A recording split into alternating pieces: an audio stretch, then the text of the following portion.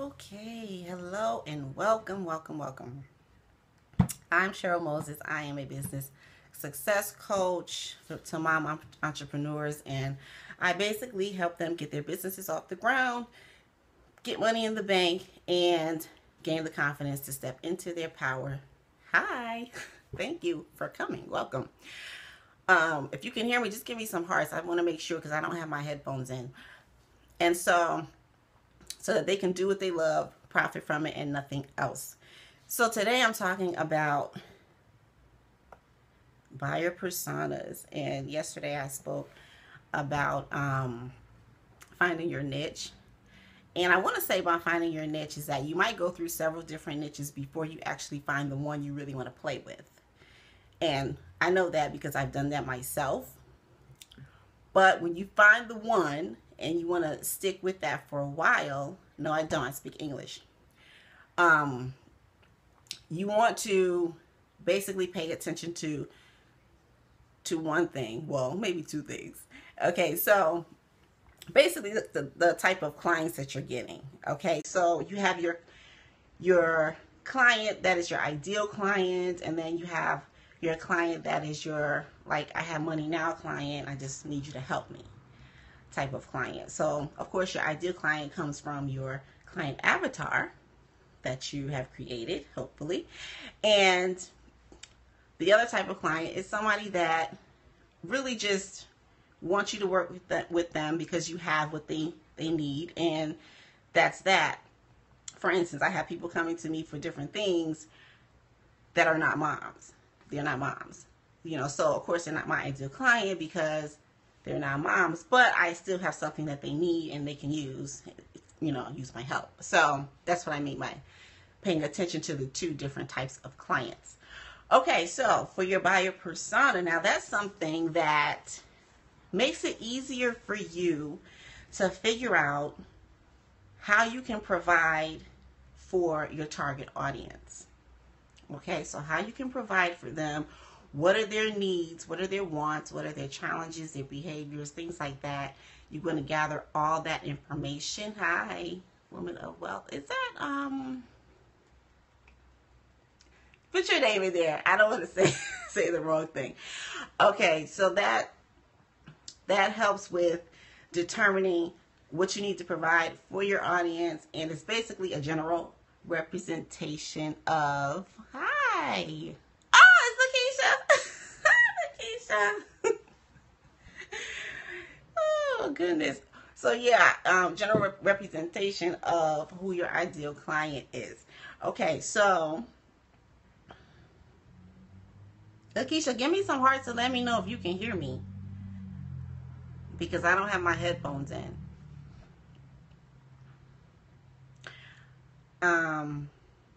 Okay.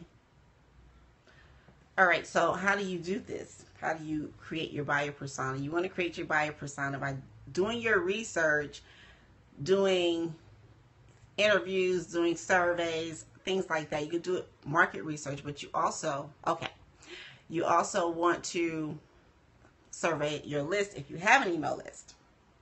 It's very important. Okay, so then basically I would say you can go in Facebook groups. You can do that. You can set up maybe 50 Skype dates over a 60 to 90 day period and just talk with people one-on-one. You can get that personal interaction. Thank you for the hearts. Personal interaction, and it'll help you get to know them better, like who they are, their background, all of that. And it just gives you a better understanding of what you need to provide. Okay? So that's the first thing that you can do. Now, the next thing is personalizing your marketing message. And you want to personalize your marketing message. So if you have an email list, or if you're building your email list, you want to have different lists and you want to segment your list. So let's say you have your non-buyers over here, you have your buyers over there, and you can personalize your message for each group of people. Okay?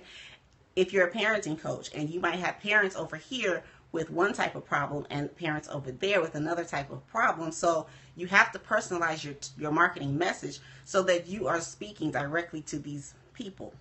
Okay, so even with your non-buyers, like let's say you have a list that you have separated for buyers and non-buyers. Okay, so if you create a course tomorrow, your buyers are probably going to buy it.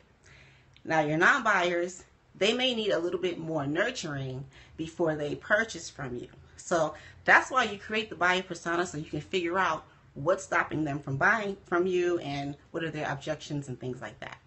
Okay, so when you're paying attention to your two different types of clients I was talking about, you can go back and you can interview them and you can see what made them purchase from you, what made them buy your service or your product or whatever. And you also want to look for trends about how people find and consume your content. Yes, because I did this with my list. I surveyed my list. I wanted to know how they wanted to receive information from me. A lot of them said audio. A lot of them said webinars. So that's what you have to do, because you have to figure out how they want to receive your message. And maybe they want it through a webinar. Maybe they want it through videos. Maybe they want it through just blog content or something like that. So you have to figure that out and you have to ask them. Okay, so that's very important. Also look at your social media profiles. Like you can go into Facebook and look at the insights. You can figure out what types of people are coming to your page, and you can really look at all their behaviors. What times are they coming to your page? Things like that. You can do that in Twitter too. Like you can go in the back, your analytics, look at all that stuff. Even Google Analytics for your blog. Put Google Analytics on your blog and your landing pages, and you can figure out the behaviors of people. Who's coming to your site? Where are they coming from? Things like that. So you want to make sure you get all this information so that you can better serve your target audience. And so when you get all of that and you gather all that stuff, you want to finally create your buyer persona. And you're going to be basically, I have a list here. So you're basically going to be finding out their background, like their job, their career, their family, all those details. The demographics, what is their age, their location, their gender, things like that. Communication preference, we said that about how they consume your content and your information, or how they want you to communicate with them. Their goals, primary and secondary. Okay, so for goals, primary and secondary, your primary would be the long-term goal. Like if you want to reach $50,000 this year, your secondary goals are maybe the short-term goals that are going to lead to the primary.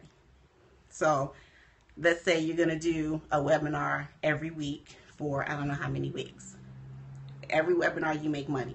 So that's going to make all that money you make for each webinar is going to lead up to making that extra $50,000. So that's basically how you break down primary and secondary goals.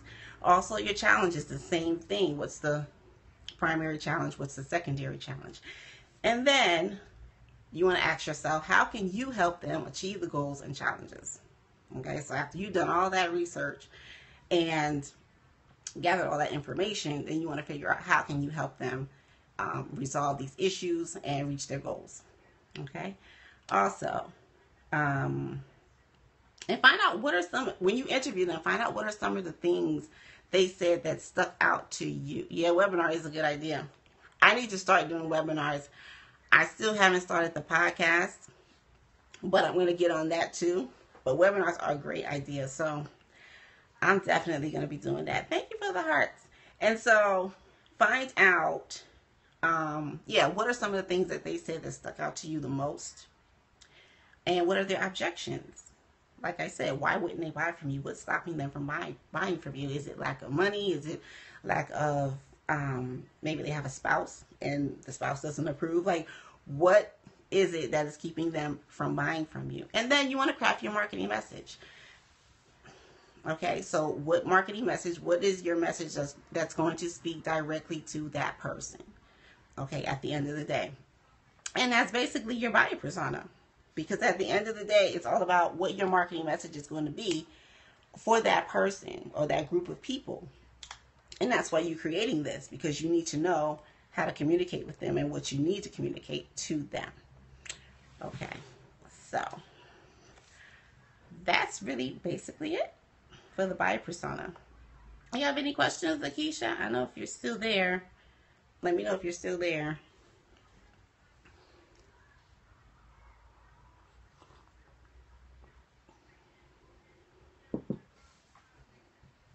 You have any questions?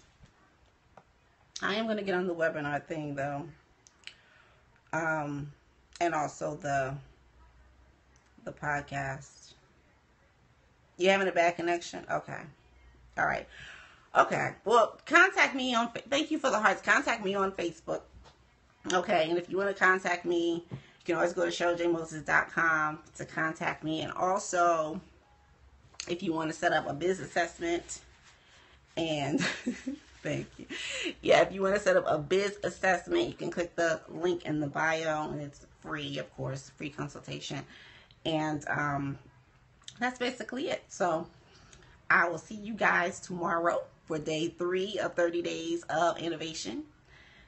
Take care, and thank you for the replay viewers. Thank you for being here to the replay viewers. Okay, and you can also give me hearts. I'm trying to get to 1,000 hearts.